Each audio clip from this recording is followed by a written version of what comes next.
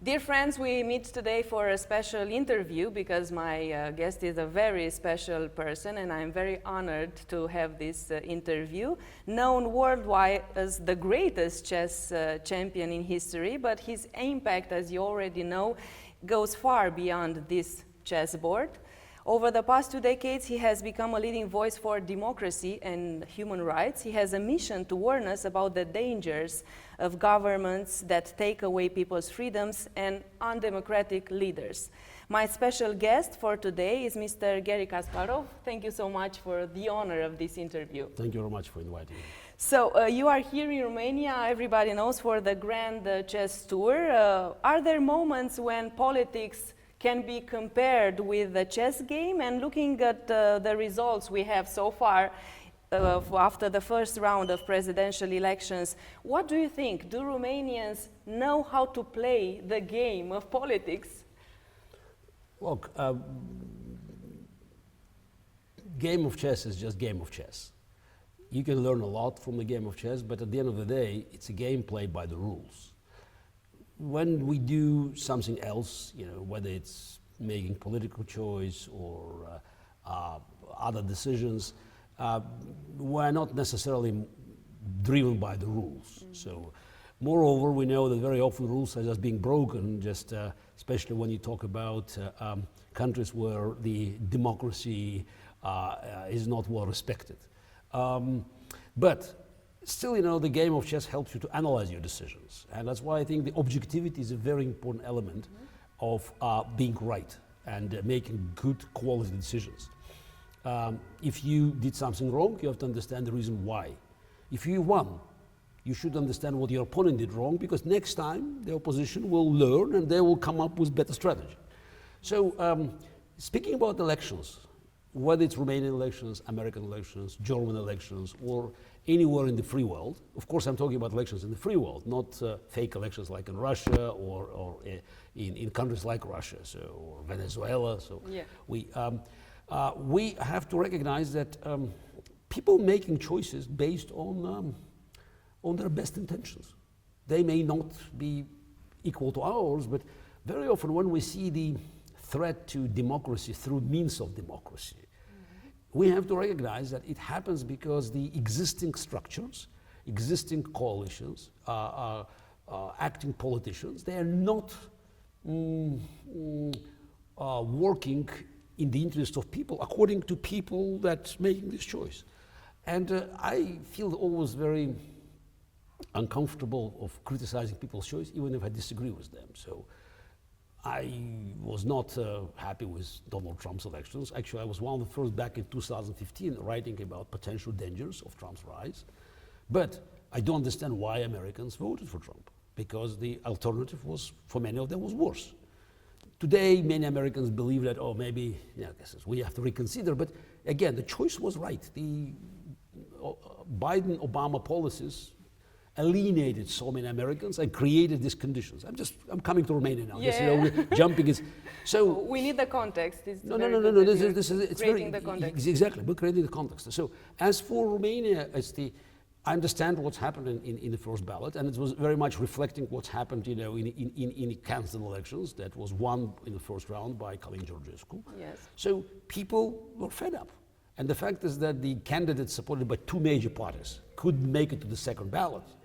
It's a clear indication it was a protest vote. Yes. So this is now, why the protest vote? Because again, people are not happy. Now, the problem with the candidates that always ride on this public protest is that they indicate the problem correctly, but they offer nothing in return. They don't have solutions. They know how to point to the Unfortunately, problem. they do have solutions, but they're very bad solutions. we know that. This is yeah. So that's why, again, it's the considering this is the second ballot of the elections here. I think that it's for many people. And again, I'm not an expert in your politics. I just trying to judge it from my from overall experience. A lot of people may start reconsidering their choice because it's protest vote is one story. Voting for somebody who will be implementing these questionable policies is another story. And while again, I know that there are certain rules that you don't have to break. So I'm not a Romanian, I'm not here to tell you, no, this is what's right, what's wrong about your choices. But we're not living in normal times. It's a war time, and it's not I'm saying, it's Vladimir Putin is saying. It's a war run by Russian dictators, supported by other dictators from China, North Korea, Iran, against the free world, and primarily against Europe. And this war has many components. Of course, one is it's the most visible one, the worst one. It's a genocidal war in Ukraine. Exactly. It's a battlefield. But Putin is a KGB dictator, and a hybrid war is a very important component of his assault on global democracy. In the hybrid war, it's using money to buy politicians, buy influence, algorithms to brainwash people, and Romania is one of the targets. Yeah, it's a very good point for our discussion, because I wanted to ask you about the dangers of fake informations, and how could Romanian people be aware of the dangers, the risks of not being able to see the right information and the fake information? Because me as a journalist, I sometimes have problems seeing where the truth is and the fake information is. Unfortunately, there is no simple answer. I'm not sure there is answer at all. This study made at MIT after first Trump's elections, and I looked at this data and the methods of collecting the data, proved that if you look at this, fake versus real, it's about 70-30 split in favor of fake. Because we're not talking about, the old type Soviet propaganda. This is not Brezhnev, Ceausescu time. It's a very subtle one. This is not, it's black and no, this is white color. No. They say, maybe this is a shade of gray. So Putin is not the alternative truth. No, it's the lie should be believable. Mm-hmm. This is very important. Putin, I always called him, was merchant of doubt. There was this way, you don't have to, you must follow this. It's when you have the one line, party line, so the Pravda newspaper or 9 o'clock news, people getting fed up. But you don't have, maybe we're bad, but everybody's bad. Mm-hmm. You say our election is corrupt, but everybody's corrupt. So this is the way a gray area where everything is questionable. Exactly, and algorithms are very good on that. So you just slightly push these algorithms, slightly do. So it's, for instance, I'm on Twitter, and I just have over 1 million. So this is it. Now, my account has been deboosted. It's very clear. You can boost the account, you can deboost the account, because I'm critic of Trump and Elon Musk. So this is, and I could see that this now just, I can't grow. I still have a lot of activities, but it's statistically just doesn't work, So I'm standing on 1 million plus, and that's it, This is like a floor that I cannot jump over. So unfortunately, that's a paradox.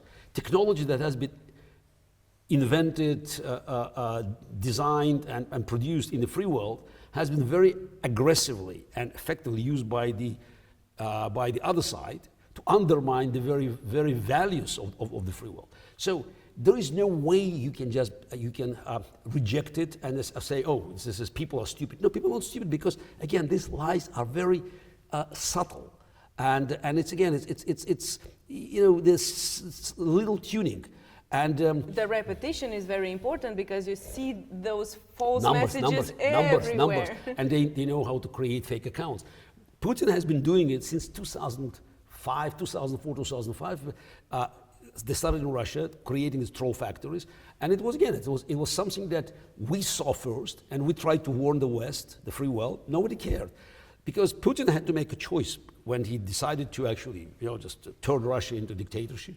Either to follow Chinese way, to build a wall, or to do the opposite. There are two ways you can fight, the truth. One is just, you can ban it, big wall. Another one is you can dilute it. Yeah. So by spreading, just this tons of information, again, not lies, but you create, new websites or new accounts. They're not lying. They say 90% that's correct. 10%. You always add a little bit here. And they excel this technology. They started in Russia, and they basically, just destroyed opposition, because they created so much, space, with. They flooded all the market with their. Exactly. No. They looked at you can fight accounts or websites that say Putin is great, and No, but how you fight their counter? Say, oh, Mr. Kasparov is phenomenal. We loved him, but why he left chess? He moved. So again, very subtle. Then they moved to the former Soviet republics, or the independent states. They moved beyond that, and now we see them be active in Germany, in France, in the United States. So Romania is not an exception. You can find a little comfort that you are part of this global attack on democracy that is spreading from Baltic nations to the United States. So we live a very dangerous context. What are the risks in the possibility that Romania could be led by an extremist leader such as George Simion? The risks for Romania and for the European Union, Look, because as we I are say, all connected. Yeah, first of all, anything can happen because this is Hungary. Hungary is just run by Putin's Trojan horse. It's Putin's agent. Doing nothing is Hungary, or being indecisive, and Europe didn't know how to handle it, led to Slovakia. Potentially we have Czech Republic, so this is with another... Contamination of the phenomenon. You don't negotiate with cancer, you cut it off. So, while I repeat, I'm not here, to tell you what's the right candidate or to choose, but I can tell you who's the wrong candidate, because as we're at war, I can say that anybody who supports Vladimir Putin is the enemy of your future. You may not see it now, but it's anybody who is siding with Putin, anybody who is finding excuses for the barbaric genocidal war in Ukraine is an enemy of your future, because it will bring the country, push the country in the wrong direction. Again, it's a war, and Putin is conducting this war, while Europe is still trying to find the middle ground. There is no middle ground. So, and again, I'm not telling you that Putin is at war. He has been saying it. I'm not telling you that Putin wants to destroy Ukraine. He has been saying it. I'm not telling you that Putin wants far-right or far-left leaders to take power, to push his agenda. He has been saying it. It's very simple. Start listening to what he's saying. Start listening to him and to Russian propaganda. And again, you may not have a hard proof. This is proof that these accounts were fake. Proof that he received money. Yeah, but if you see the same story repeated from Slovakia, from Germany, from the United States, country by country, now Romania, you should recognize that it is happening, because for them it's an element of the war. Attack on Ukraine on the battlefield is combined with attacks on democracy, because Putin sees the collective free world as an enemy. And he is not shy to use every resource in his power, which is money or like extortions, whatever. So to advance his agenda, and his agenda is alien to the interest of your country. This was going to be my next question. What can we define as interest of Putin in Romania? What is his concrete interest in Romania? It's very simple, So Romania is one of the bordering countries. So having on top of this country somebody who is openly siding with him will weaken Ukraine, will create more holes in the European shield. Romania is a member of EU, member of NATO, so he's building a bloc of the countries that are promoting his agenda. Again, European Union was weak, in the beginning of this invasion, and with listening to Orban's statements and his acts, Europe had to simply, in my view, just change the rules. Wartime requires different solutions. You cannot win the war by consensus. If Europe acted decisively in 2022, simply say, okay, fine, you want to side with Putin? 6 months ban from voting and no more money from European Union. I want to see how long he would have survived there. Oh, this is a consensus, we have the rules. You do not win the war by consensus. Europe is still in denial. Too much diplomacy. It's diplomacy. I'm not against diplomacy, but if the other side wants to kill you, so this, you should recognize. You cannot negotiate with logical. No, but you have to do from the strengths. This is showing weakness. And also, look, Putin is at war. While Europe is technically imposing sanctions, but what's happened with the European export to Russia? It's basically the same. It just goes through the third countries. It's the Europeans. Sanctions basically created a black market or shadow market, which is good for many Putin cronies. So Russian economy survived quite easily because it pushed the prices up. but it created new businesses. So that's why, and Europe still, doesn't want to hit Putin where it hurts. Oil, 60% of Russian oil goes to the north, from northern route and Danish channels. Cut it. So this is, you want to win the war? Stop, supplying Putin with money. And again, we have to be, just more diplomatic, more civilized. You don't win the war by civilized methods. It's a war. And look at the Ukrainians suffering. And the simple thing is, when you're at war, recall ambassadors. I don't say that you have to cut diplomatic ties, but do something to show that you understand. No, European ambassadors still in Moscow. Putin doesn't care about words. Words are cheap. He cares about actions. I have big hopes for Chancellor Merz, for a new chancellor in Germany. Yes. A few days ago, I wrote an article in Die Welt, in German paper, just criticizing him for the coalition composition, but I think he made too many concessions to Social Democrats, but praising him for his resolve to fight back. He made a very good opening statement as a new chancellor, and I tweeted saying, 1 Taurus missile is worth 1,000 words. Please supply your words with missiles. Make sure that Russia will understand Europe is serious. And I think that real people need real examples. What are the risks for a country to be led by an extremist? You have lots of examples because we're coming from Russia. I think that these examples are very good to be understood by everybody. Russia is run by dictator, not extremists. So this is,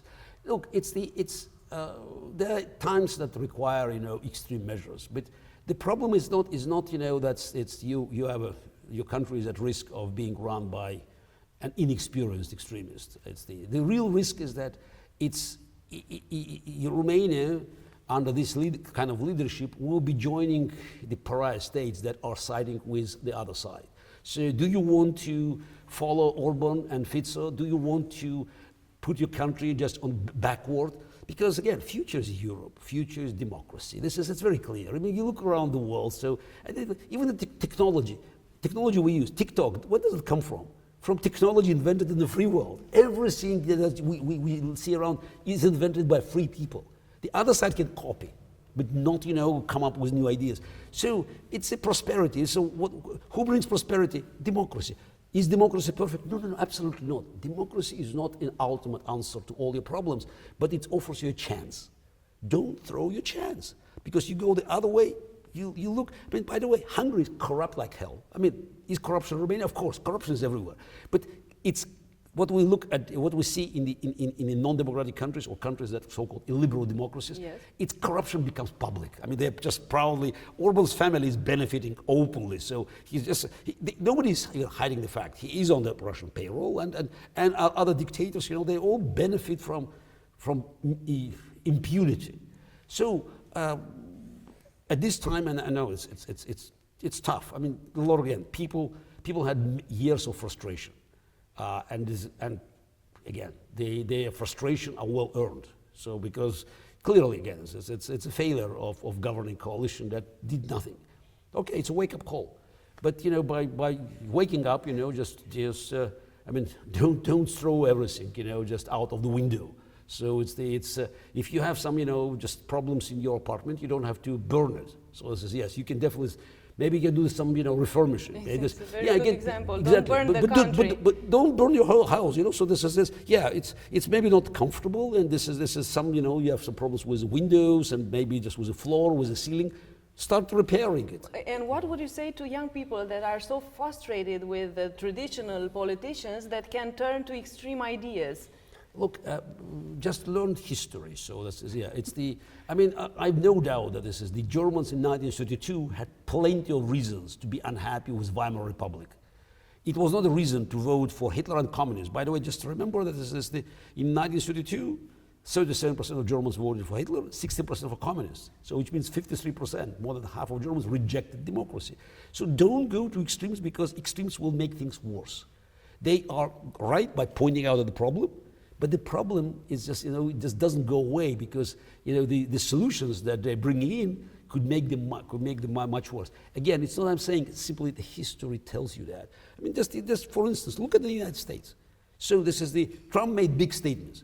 And by the way, Trump was right when he talked about American domestic problems, you know, the immigration and yes, and yes, exactly. He pointed out at the failures of the administration. Absolutely fine. Is America doing better domestically? So the favorite thing was, oh, look at the price of eggs, you know, look at the prices now. Yeah. So, and they said, no, you know, it's not a problem. It's maybe a recession. So, was Trump correct about Europe not spending enough on defense? Yes, he was right. I will solve the problem in Ukraine in 24 hours. No, not 20, in 24 days. No, okay. They are not going to solve your problems. Again, you just simply, you know, look at America now or read history books. And again, the best way to solve your problems, get more active. I mean, just do not let politicians to decide for you, and which means, you know, you have to be engaged in political process. So what, 53% of people voted? It's not enough. Yeah. So 53% is just, yeah, it's better than 45, but it's, if you don't know the future of your country, I mean, just get out of your, you know, comfort of your, you know, chair and just go or stop looking at a computer screen and go somewhere just to scribble a name. You're very right, because we have this phenomena. Many people are saying my vote is not important. I'm not going to vote because none of the competitors convinced me. And this is still, you know, the decision is not in my hands. That's not true. This is not true. To the contrary, it is in your hands.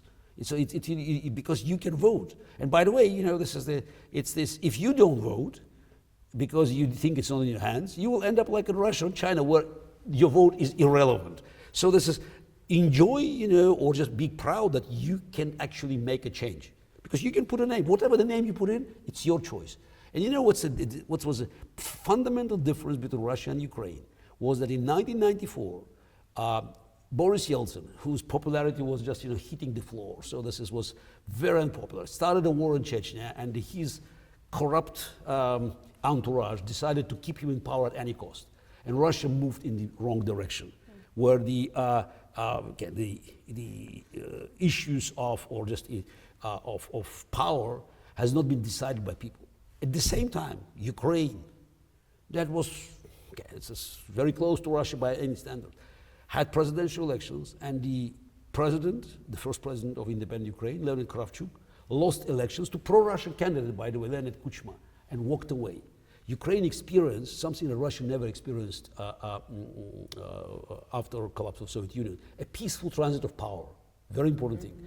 And since 1994, moved in opposite directions. Ukrainians always resisted any attempt to push them back on Russian track. In 2004, 2014, there was a Maidan. People went to the street defending their rights to choose. You don't have to fight for the right to choose. You have your rights.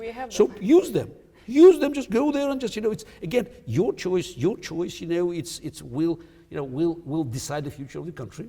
And if you don't do that, so then the day will come when somebody else will grab it from you. For most of us, there's a paradox. We cannot understand why some of the Romanians would like an extremist or somebody that loves the communist era, when most of us experienced the dark communist era. How do you have an explanation for this type of phenomenon? Because we have online this kind of messages. It was very nice on the communist era. Everybody had a place where he could go and work. Everything was smooth and quiet and silence.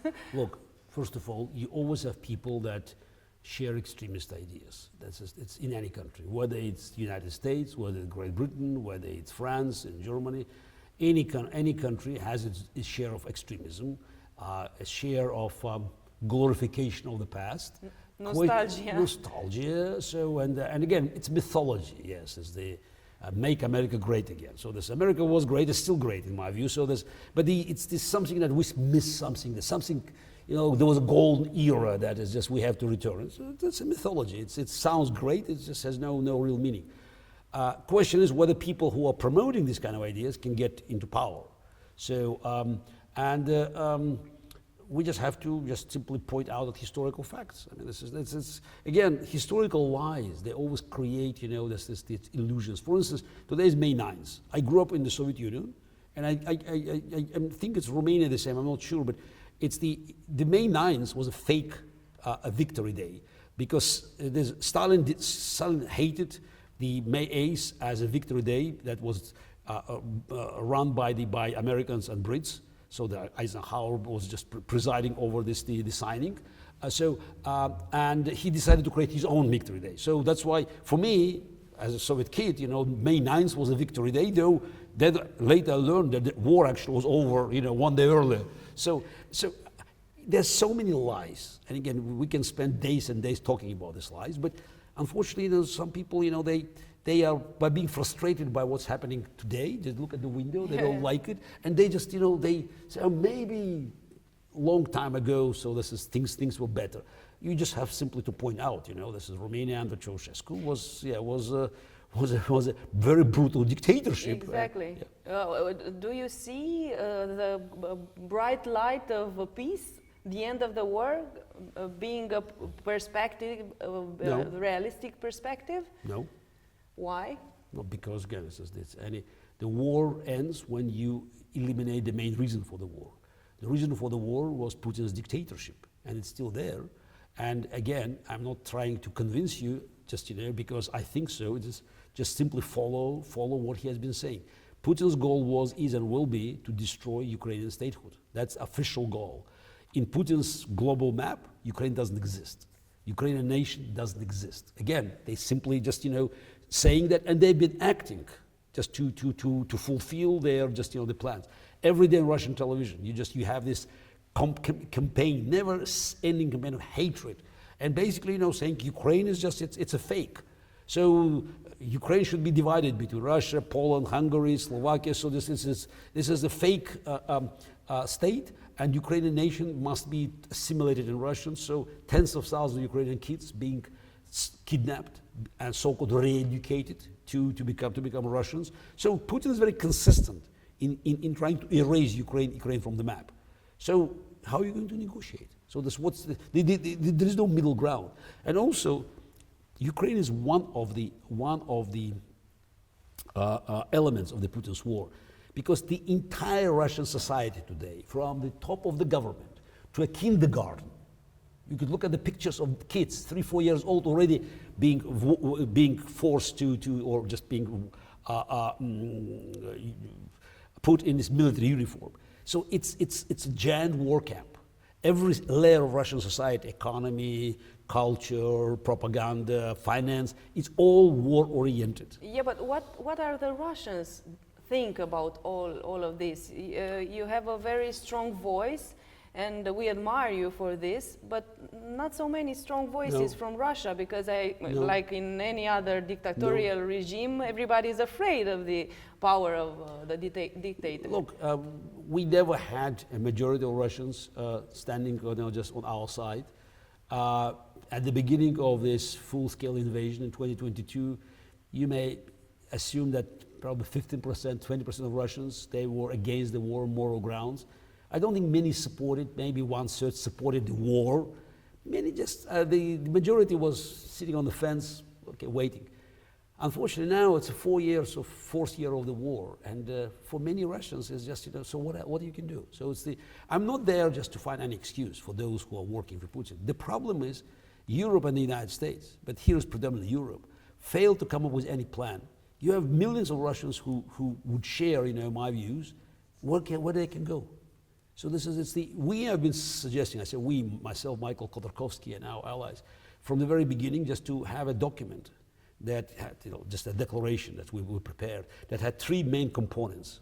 That's the war is criminal, regime is illegitimate, Crimea is Ukraine. If you sign this publicly, so you may apply for some residence, you can move away from Russia. That's something I call creating Russian Taiwan. So millions of Russians would like to move. More than 1 million moved away in 2022. Now they have to go back because they have nowhere to go. They cannot have a bank account. They don't have a document. They're trapped. Exactly. They're trapped again. And Putin succeeded, and that's one of the major faults of Europe and the United States, to present this as a war between Russia and the West. He capitalized on Europe's unwillingness to actually to come up with a victory plan. And victory plan is you need bring some Russians like myself or Michael Khodorkovsky or many others who are willing to be on the other side.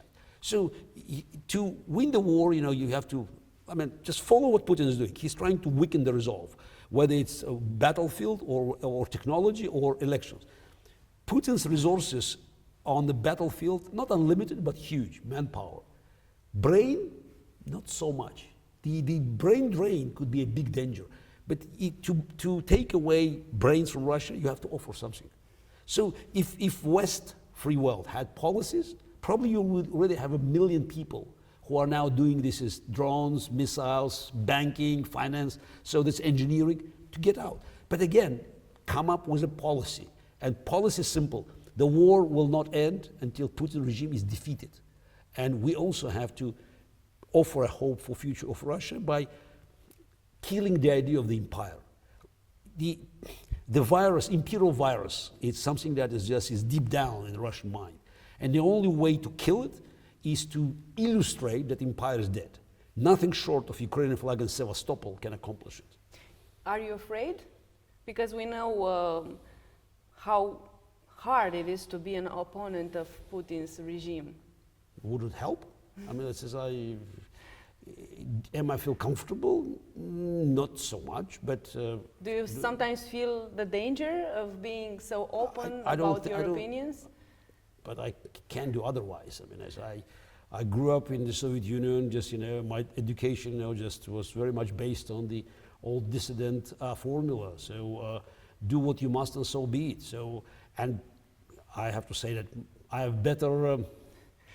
I've better protection, or just than many others. So this is those who marched with me on the battlefield, on Moscow streets or in St. Petersburg or other cities. They are either in jail or dead. Like Boris Nemtsov or Alexei Navalny, so and many others that the names you don't know.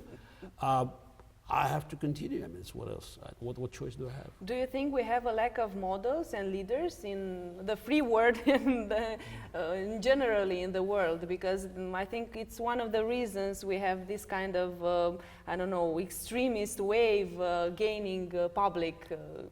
Definitely, we have some. This is the role model problems. But so again, it's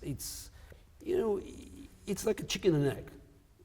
Do we want, some real, just samples of those who could, lead us? Yes, but it doesn't happen, out of nothing. It's always a result of a public demand. Again, question is, do we want it? So and it doesn't seem to me that we are now. There's a public demand. So when there is a demand for Winston Churchill, he or she will rise. The politicians like it. But what is the demand for Chamberlains? For just there's always this is the variety of options for those who would like to compromise. Some of the persons that are supporting these extremist ideas are telling about the end of the democracy. Is a problem with the system? Do you think that we can come up with something better? You're a strategist. Your brain works in a spectacular way. Have you discovered another system that can be put in place? Look, it says any solution should include your experience, and experience of the entire humanity is just tells you that the democracy is the best way to improve living standards and to help you to look into the future with more confidence. It's not just it's one country here or there. It's not even the West, because why it's the West? You have Japan, you have South Korea. Okay, you want to compare. Okay, South Korea, North Korea. Where do you want to live? If you are Ceausescu. Okay, North Korea, South Korea. In 1953, they started from just equal conditions. Today, you have one giant concentration camp. People have very little to eat, and one of the most successful economies and democracies in the world. Same people, not even cousins, brothers and sisters. And now, by the way, South Koreans, they're even bigger. They're just better fed. So they're already not the same race just because of. You talking about Chinese success? Look at Taiwan. What do you want to live in Taiwan or in China? Same people. Again, not cousins, brothers and sisters. So same people. This is a good exercise for Romanians now, where they are facing a very important decision. Okay, just think about it. Exactly. It's not that you had East Germany, West Germany. What would you like to eat? Again, same people. How can a simple Romanian without experience in the politics make his decision and put the two names on a sheet of paper and understand the profiles? No, it's and again, decide? this is okay. You have now luxury to make a choice. When I say luxury, because I come from the country where this luxury was taken away. It's not, it's your right to vote is something that's very valuable. That's what, by the way, we people like me, dissidents, telling Americans, just be aware.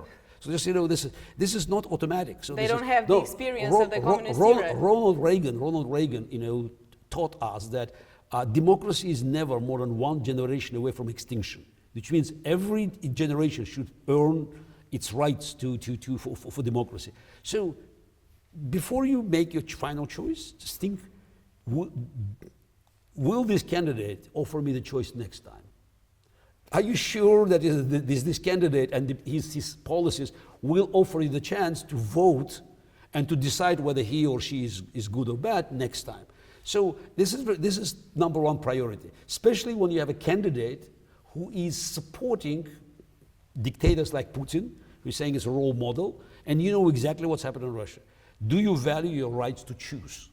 If you do value, then you say, okay, maybe I don't like other candidates, but I want to make sure that this is I vote now, and next time they'll do better. Again, the first round was a big shock. It sent a clear message. When the candidate from two major parties is failing, the country is fed up. Fine, you send a message. Now, sending message is one story. Forming the government based on the negative ideas is another story. Again, it's a choice. How do you see the role of the United States in this very complex and difficult geopolitical context, and with the Trump administration? We already discussed a little bit, but how do you think this administration will shape up the geopolitical context? Look, you said administration. Yeah. Yeah, and it seems that it's very much just moved by one person. So this is not a good time to look at America. The only good news is that it's time to think about your own choices. So Europe has time to reconsider its relations with America and its own defense policies. Its own strengths and weaknesses. America will just look inward. I think these policies will fail, clearly will fail, but we should stop, thinking that America's choice, is fundamental for our future. America will not be responsible for Europe. And again, it's hard to demand America just to defend Europe. Europe is rich also. It's not 1947. It's not even the 1970s. So if whatever it is, just Europe has resources to build its own defenses. So I think that somehow this is America's policy of withdrawing, could help countries, not only European, but Japan, Australia, South Korea, Taiwan, to consider their own future, how to live in a world where America's role will be different. I don't think America will move away from these fundamental values. At the end of the day, still, it's America's freedom is non-negotiable. But stop, relying on America and think, okay, United States must come in and help us. But we have a certain question in our political field. If Romania has to make a choice between the European Union and the United States, in my opinion, it's a fake idea. But what do you think about this kind of choosing between two lines of politics? Look, again, I don't think it's a strategic choice, because I don't think America will move away eventually. even under Trump, there are always, just it's the limitations even for some such very bombastic, the statements and suggestions coming from Trump. But Romania, last time I checked the map, belongs to Europe. Yes. Yeah, so it's very, very clear. Your Romanian prime interest is strong Europe. Strong Europe, and that's why, again, it says you have to concentrate on improving your positions there, just on helping Europe to become stronger. And again, this strong Europe will always bring America back. And again, Trump's rise and Trump's current hectic movements, political movements, both domestic and international, will not sustain long term. But as of now, again, it's just concentrate on your affairs and remember, Romania is Europe, and Romanian prime economic and financial and defense interest should be aligned with those of other European nations. I have two more questions, and thank you so much for this interview and for answering to my questions so far. First question is about the Romanians facing the elections. Message for them. How do you think they should think when they are alone with the vote in their hands? What should be their thoughts? Look, it's I'm not Romanian. I don't want to be confronted with accusations that I'm trying to influence the outcome of the elections. Actually, I am trying, because I think Romania is now engaged in this, it's maybe against the will of most of the people, in this global fight between tyranny and freedom.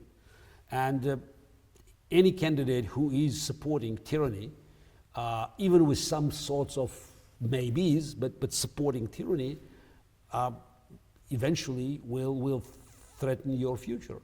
It's not accidental that you have candidates, whether it's in Romania or in Germany or in France, that are sympathetic to Vladimir Putin. It's a red light. You may not like the other guy, and maybe you're right, but just think about the chances of your freedom, of your right to choose, to be taken away by somebody who is admiring Vladimir Putin, who had impeccable record of destroying democracy and subduing his people. And the last question is about the Grand Chess Tour, because we talked about chess, yes. Exactly, we talked a lot about politics, but what about chess? How do you feel this championship is doing so far, and have you discovered some competitioners that can beat you? No, look, I left professional chess 20 years ago. Yeah, I know, but I'm on the organization side now. I'm very happy to be here every year, thanks to Superbet. That's put enormous resources to build the network of competitions in Eastern Europe. Basically, chess in Eastern Europe now is on a rise, thanks to Superbet, because it's not just Bucharest, but it's also Warsaw and Zagreb. So this is again a network of competitions, and I'm always enjoying being part of something that puts chess on a higher place in our society. And the fact is that you have opening ceremony just live on television and a lot of press attention. It's great. The game deserves it, and it gives me tremendous pleasure to be part of the event where chess has been treated with utmost respect this game deserves. As it deserves, exactly. Thank you so much for this interview. It was an honor and a pleasure to have you as my guest, and I thank you to all of you that you've been my partners in this interview.